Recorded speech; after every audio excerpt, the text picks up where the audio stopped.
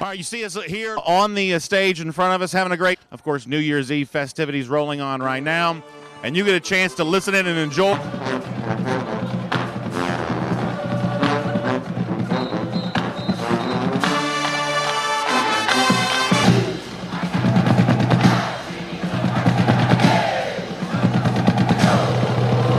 Fans from all over this matchup broadcast.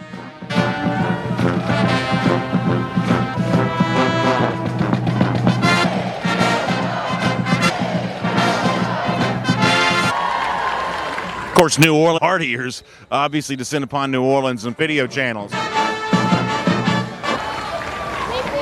to have time for some of your comments here. Mike, these Georgia fans having a great time here. You couldn't tell this huge crowd gathered. Ticket prices have gone up too, from $6 to $21. It's the Brandon Adams special. You're making some money. Thanks for spending part of that time with us here on the Dawg Nation video channels.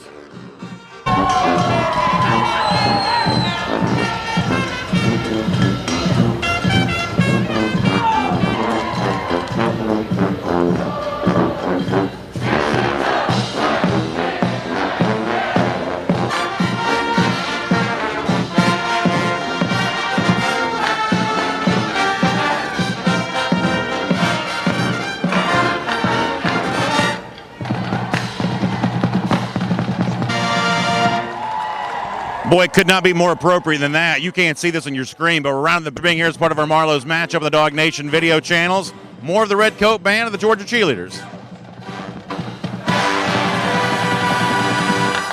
Of course, this same stage will be the stage with some big-time superstars here tonight.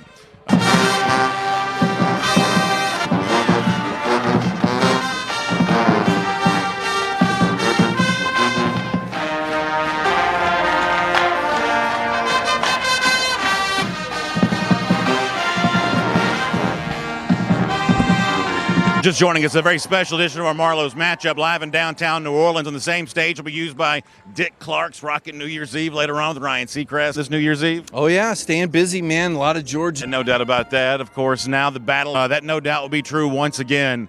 Starting their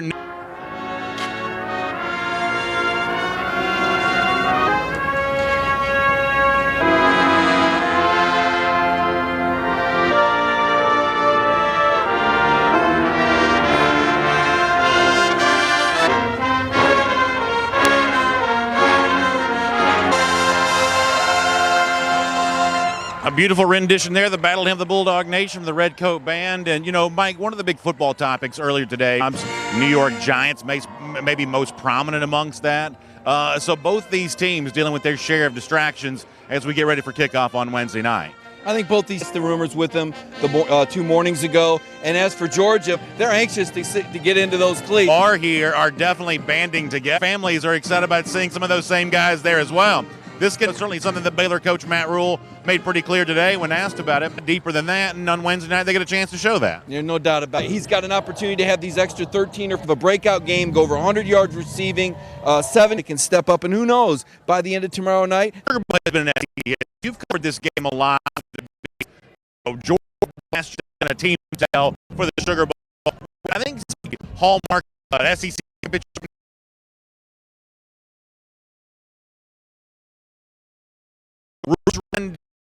I can't read a lot on Facebook and YouTube right now. So let me do a couple things.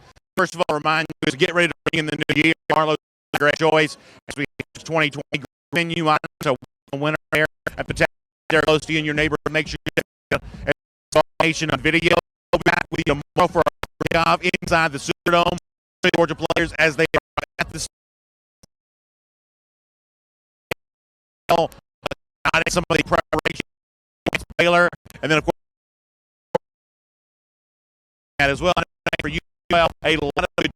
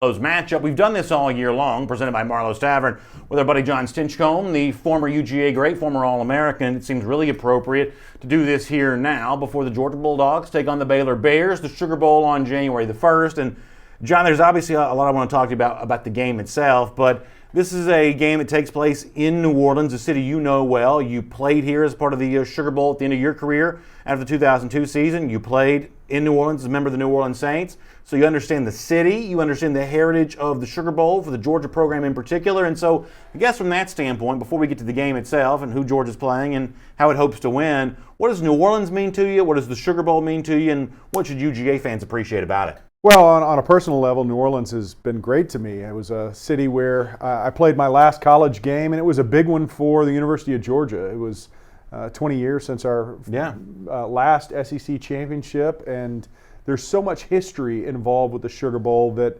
it's a meaningful game, and it's a fun place to be. Not only as a player, which they try to keep you busy within reason and college age appropriate activities.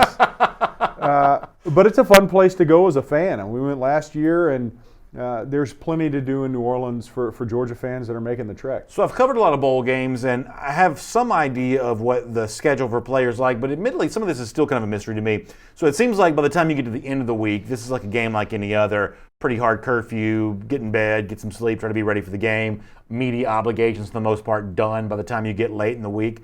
But early in the week, there are some sanctioned bowl activities. How much free time are the players getting, and how much do these guys get a chance to enjoy a trip to a city like New Orleans? What's it like earlier in the week if you're a player? Well, they try to create a balance. They want you to have activities that are planned that will keep you engaged and aren't boring as a player. I mean, there's some places that you go that are more entertaining than others. New Orleans has no problem finding ways to keep the guys engaged, and they balance that with you're hopefully mature enough to handle yourself, and the more restrictions come about when you're in New Orleans. The Harrah's is right down the road from where your hotel is, and usually there's some restrictions for the team in that capacity, but they balance it with planned, organized activities, and then you get some free time.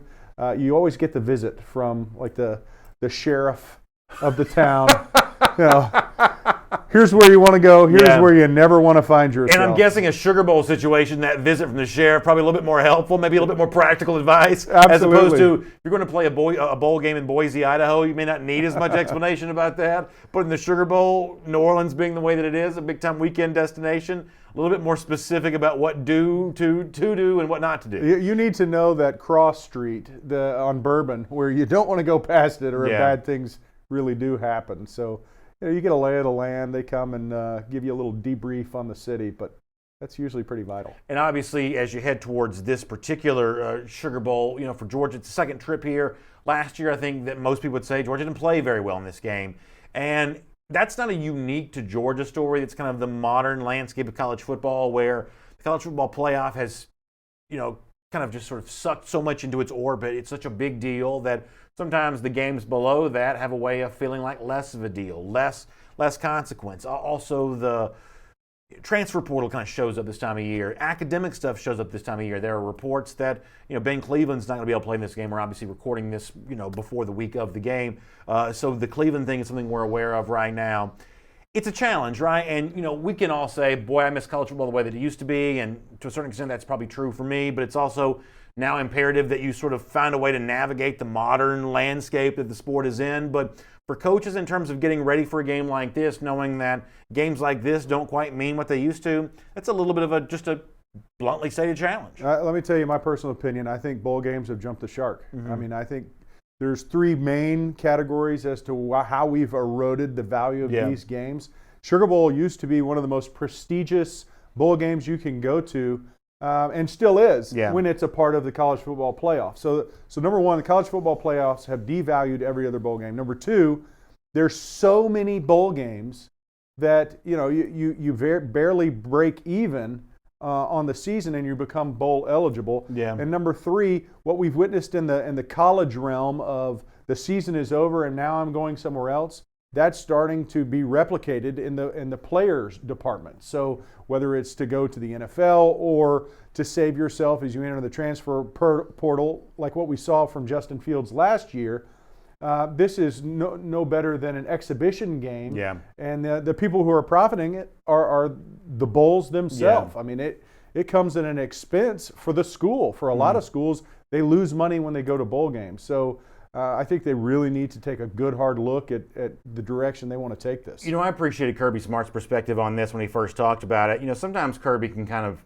have his own perspective on things, and I felt it was a good thing a couple of weeks ago when Smart kind of came out and sort of acknowledged what most people sort of believe to be true, that Georgia did not have its best foot forward this game a year ago, and Smart kind of insinuating that he learned some lessons from that in terms of, for some guys, it was the most important game of their season. You can think about Devon Wilson and Azeez Ojulari coming back from injury as two of the names he may have been talking about there in terms of guys who really wanted to prove themselves. For other guys, he says the game didn't matter quite as much. And even though that's kind of a hard thing for a college football fan to hear, the fact that Smart's willing to openly embrace that idea and say, hey, we kind of live in a new age, and this game matters for some more than others, I actually think that's a step in the right direction for Georgia of, okay, well, let's find the guys it does matter for. For the young players who want to make a name for themselves, for the guys who just want to play for the pride and love of the game, then let's figure out who that group of guys are and go out there and see what the Dogs can do in a game like this. Because while bowl games matter less to some, they still, for the most part, get incredibly good television ratings. The experience there in the side there in New Orleans is obviously still terrific. There's still a great opportunity for kind of a lot of that there. Let's go out there and see who wants to be here and see who wants to make the most of that opportunity. Well, I think bowl games have become exploitive of the fans because anybody who watched the 2019 Georgia football team, there are folks that you expect to be out there, and that's no longer the case. Yeah. And you start with the offensive line alone, and I'm not talking about ineligibility or injury. What I'm talking about is guys that say, I no longer need to be a part of this team for personal reasons. And that's selfish. It is what it is. If your team is playing, you've committed to that team. We all used to wear those shirts that have big team and little me. Right. And you don't own that shirt anymore. You have to turn that shirt back in because it's not right. It's not you started this season. You got to finish this season. Now, if you want to look at it and say my season finished when we played in a conference championship, that's your prerogative, but you're wrong. Yeah, no, I think that's fair. Putting aside the fact that Andrew Thomas, Isaiah Wilson, two of the offensive linemen that won't be available to Georgia in this game, looking ahead to the future beyond that, with both these guys declaring to go to the NFL draft, this is one of those real big off-season stories. And obviously, as a former lineman yourself, former tackle yourself, this is, I know, a subject that you care deeply about. That question of what's next for Georgia's offensive tackle with no Thomas, with no Wilson, the Sugar Bowl becomes interesting to a certain extent because it's potentially an opportunity for Cade Mays to give a dress rehearsal as maybe Georgia's starting left tackle next season. Jamari Salyer, could be an inside guy, could be a tackle. That was something that was talked about a lot for him during the offseason. Is he a replacement for Isaiah Wilson? Is it someone else, maybe someone that's not even on the roster yet, who competes for a tackle spot like that? Beyond just the Sugar Bowl, life without Isaiah Wilson and Andrew Thomas for Georgia, that's really going to take some getting used to, is it not? It's going to be huge. And usually the way this plays out is you have an entire offseason and a spring practice and all that training camp to get guys ready because of those decisions alone. And not to mention, at this time, Ben Cleveland's eligibility for the Sugar Bowl is up in the air at best. But you're looking at 3 of your 6 main guys that has been a strength of this team that now you have to replace in a matter of weeks. They haven't had, whoever's going to step in, you don't have enough bodies having reps.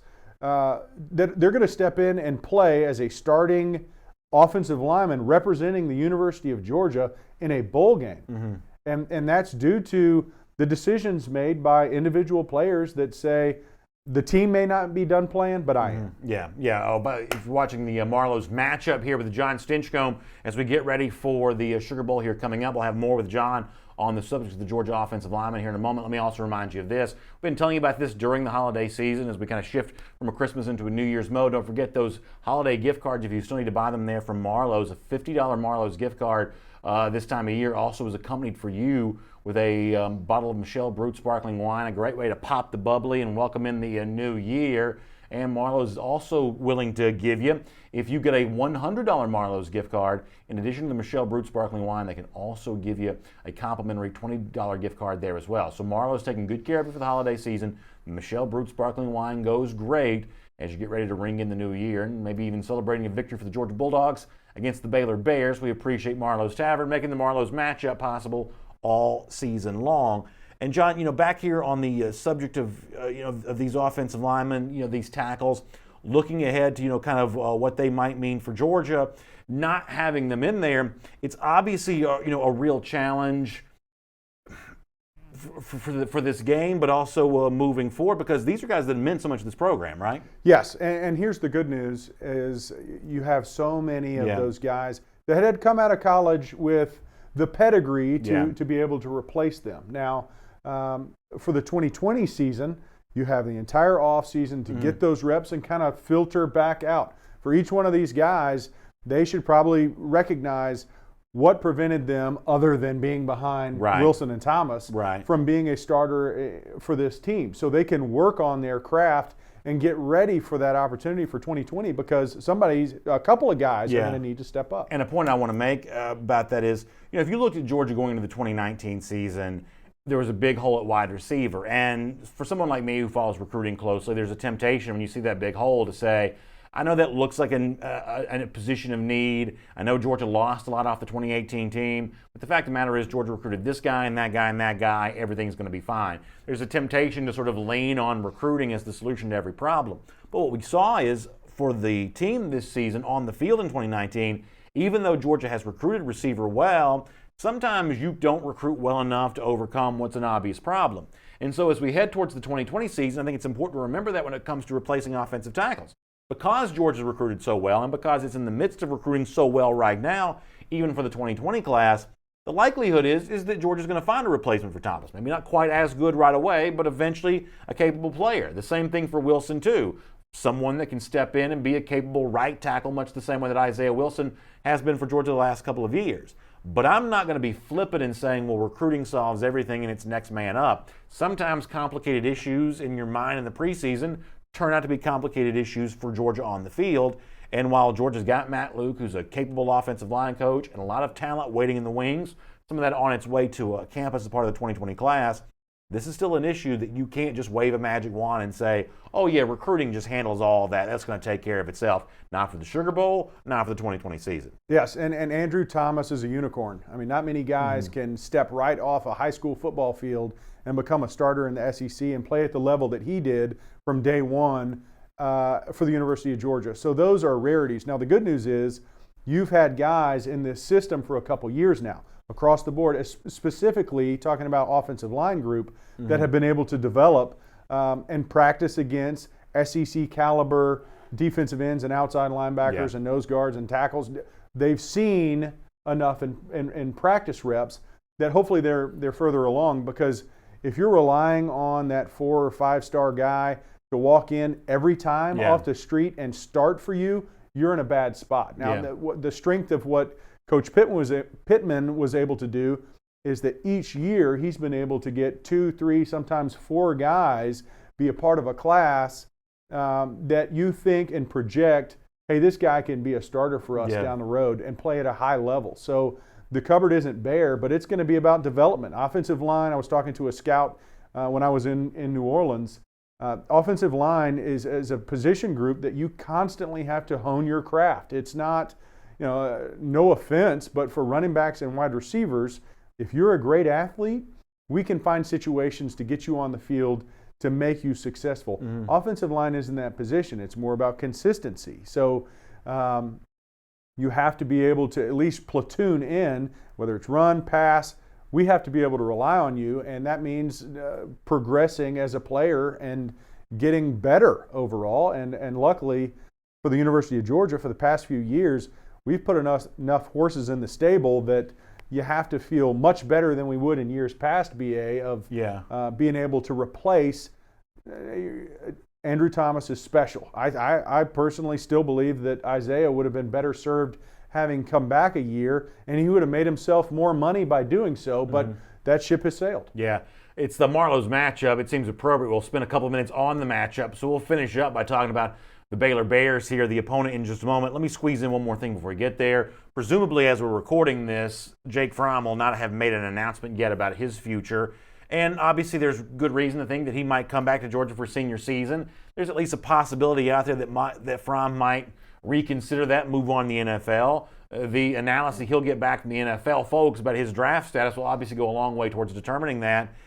You're an offensive lineman. You're not a quarterback, but you can kind of put yourself in the mode of a player here. What do you think Fromm's process is like as he gets ready to make this final decision about his future, and for Georgia maybe needing to act quickly to bring in another quarterback to go along with the guys already in the competition to replace Fromm or Fromm to leave? What are these next few days going to be like for him? What's the next few months going to be like for Georgia if Fromm lets you know that he's leaving? Right. Well, I think for him personally, he's focused on the Sugar Bowl, and that's what good leaders do. They focus on the next task at hand, and there will be time that as soon as the Sugar Bowl is over, where you're going to assess what are my opportunities, what's it going to look like if I do try to prepare myself for the NFL draft. Where do you think my stock is going to be? And they can give you those ranges, and they're fairly accurate. There's obviously opportunities to improve and really digress from what they're projecting you to be. I think we've seen that from Georgia players in the past of, they have a gauge of where they think they'll be, and some improve because of deeper eval of film, or the combine is obviously an example, their pro days. But you've got a pretty good idea of where you're going to be. For Jake, he's looking at it as, one, what are my opportunities in the NFL? Two, what's it look like if I come back? Can I be successful? Can I move my stock higher? Can I help leave a legacy, help the team? Can I leave a legacy at the University of Georgia and build on something that he has created over the past 3 years, which is he's been an integral part of a program that has played for national championships and represented the SEC East for 3 straight years. So I think for quarterbacks, it might be a little different than, say, a running back who says, my shelf life is already expiring. Yeah. And for quarterbacks, you see in this day and era that 2 decades is not unheard of. I want to talk about Baylor here for a moment. That's Georgia's opponent in the Sugar Bowl. It's part of our Marlow's matchup with John Stinchcomb. Now, listen, to be completely honest, we're not watching every second of a Baylor Bear season, but when you do look what Matt Rule has been able to do there in a short period of time in Waco, you have to be impressed by that. And I think one of the things that speaks to the quality of Baylor as a team, maybe more than anything else, is what it's been able to do in road games this season. Let me give you a couple of examples. In October, early October, go to Kansas State. Remember, Kansas State beat Oklahoma in its own stadium this year, but Baylor goes into Manhattan and wins that game 31-12. At Oklahoma State there as well. Tough place to play in Stillwater. Won that game 45-27. So really among the most impressive things for Baylor this season was how it performed against, at the time, ranked opponents on the road. Went out there and got some really good wins. Rule's also one of those guys that's been talked about as a future NFL coach. He may even get some overtures for that at the end of this season. Bears very good defensively. This is a different kind of team than like the Art Briles Baylor era where it was just enough defense and a lot of offense.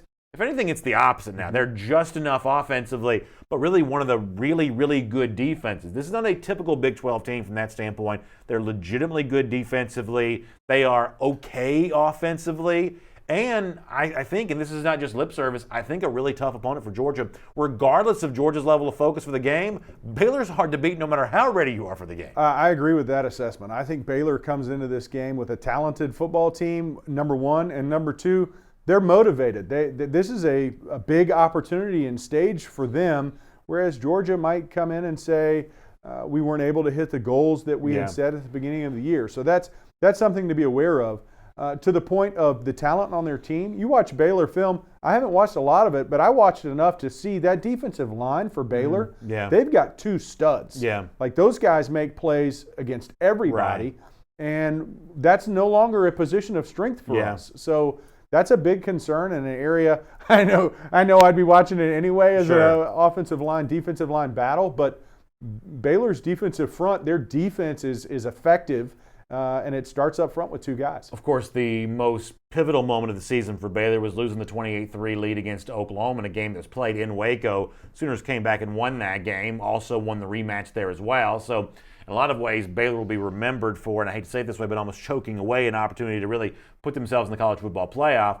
The other way to look at that, though, is over the course of 8+ quarters against the Sooners, they really, hung, tight for the entirety. 34-31 in the regular season, 30-23 in the overtime. Oklahoma back in the playoff again this year, and for 8+ quarters, including overtime, Baylor was kind of right there with them, lost both those games. But certainly people have respect for Oklahoma, and Baylor was a very tight opponent for Oklahoma in 2 games this year. You look at their championship game, conference championship game, Baylor, you don't have to be a Baylor fan to conclude they probably should have won that game. They had Oklahoma on the ropes, and it took some late heroics by Jalen Hurts and the rest of that team to come back from a game that they had already lost. So Baylor didn't finish the drill, so to speak, but man, they were in great position to take away a conference championship and knock Oklahoma out of the college football playoffs. Final thing for you, John. As much as I want bowl games to matter, ultimately the story of the Georgia season I think is going to be told regardless of the outcome against Baylor. So if I were to ask you, how will you remember the 2019 season for Georgia? What has mattered to you more than anything else? I mean, what's your overall takeaway from what Georgia did this season, at least based on what we know of the Dogs right now? Top 5 team in the country, won the SEC East for a 3rd year in a row, back in a major bowl again for a 3rd straight year. Lots of nice accomplishments, but still below the standard that I think that Kirby Smart has, both with his own actions and in his own words, set for the program. So how do you define the 2019 season? How will you remember it? Well, I think it's great that we've raised the bar to the point where a 3rd straight SEC East championship or representation in the SEC leaves a little bit of a nasty taste in your mouth. I think the SEC championship game, the way it played out, leaves something to be desired for this team. The defensive unit was special this year. And I think one of the things that stuck out to me, it wasn't one individual player, but that entire unit played at a very high level, to the point where many were talking about, me included, is this the best defensive unit as a whole that Georgia has ever fielded? On the opposite side of the ball, it seemed to me, and I'm not alone in this, I'm sure, as a frustrating year. Offensively, there's so many pieces that you never really found that rhythm. You couldn't find an efficiency to the productivity, especially late in the season, to where, that's what's going to stick out in my mind as you look back at 2019. A truly special defensive group and an offensive group that just wasn't complementary of the level of play that defense provided. This will be our final Marlow's matchup broadcast of the season, getting ready for the Sugar Bowl here. John, I can tell you how much fun it's been for us to have your expertise on this show, talking about these things, getting ready. We really appreciate you sharing your time with us. It's been great to hear from you on Georgia football here during the Marlow's matchup all season long. Well, it's a pleasure. I love the game. I love Georgia football, and more importantly, I love the fan base. Yeah, I mean, as a member of them, when we do these Marlow's matchups and we get to be out there with the fans, they're engaged, they care about the team and the individuals, and it's just always great to be a Bulldog. By the time many of you see this, it'll be after Christmas. That means you've gotten your gifts, and let's face it, some of you didn't get what you wanted. So maybe the thing to do is buy yourself a gift, and if you're looking for the perfect thing for you as a Georgia fan, let me also suggest the hover helmet right here to my left. You see it spinning around, and it has spun around on our desk here for the Marlow's matchup all season long. When you go to hoverhelmets.com/DawgNation and you use the promo code DawgNation, you can save 20%. So a great chance to take advantage of that. How about that? Look at the close-up shot. You talk about final Marlow's matchup of the season. We're bringing out all the effects. Close-up on the hover helmet here. Very impressive stuff. Hoverhelmets.com/DawgNation. Use the promo code DawgNation. You can save 20% and make a great, great addition to your office or your family room, your basement, whatever else.